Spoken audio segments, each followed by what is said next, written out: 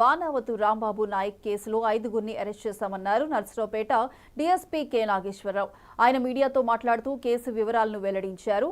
నాగరాజుపల్లి తండాకు చెందిన బాణావతు రాంబాబు నాయక్ 1,15,000 రూపాయల నగదుతో మార్చూరు వెళ్లేందుకు ఆటో ఎక్కాడు. అయితే ఆటోలో ఉన్న వ్యక్తులు 3 బిళ్లల ఆటో పేరుతో తన వద్ద ఉన్న డబ్బు మోసం చేసి తీసుకున్నారని పోలీస్ స్టేషన్లో ఫిర్యాదు చేశాడు. చిలకలూరుపేట సీఐ సుబ్బనాయుడు ఈ కేసుకు సంబంధించి 5గురిని అరెస్ట్ చేశారని వెల్లడించారు DSP Nageswararao.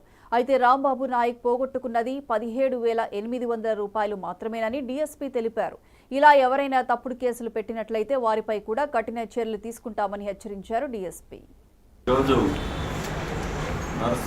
Chilakaluripet rural CI SI Anil Subbanaidu రాబడిన సమాచారం మేరకు కావూరు బస్టాండ్ దగ్గర ఆటోలో గతంలో 28వ తారీఖున వరళ్ల మండీలో గుర్రెలు అమ్ముకొని బాణావత్ రాంబాబు నాయక్ అనే అతను వెళ్తూ ఉంటే వీళ్ళు ఒక ఆటోలో వెళ్తూ ఉంటాడు.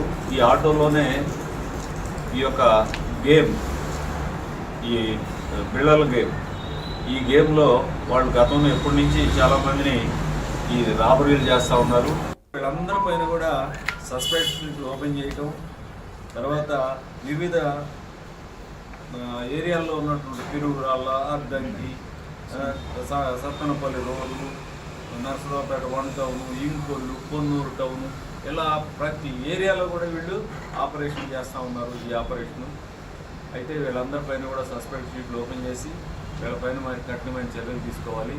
అదేవిధంగా కంప్లైంట్స్ కూడా పోయింది కొంత అయితే ఎగ్జామినేషన్ చెప్పి కంప్లైంట్స్ ఇవ్వడం కూడా పరిపాటి అయిపోయింది.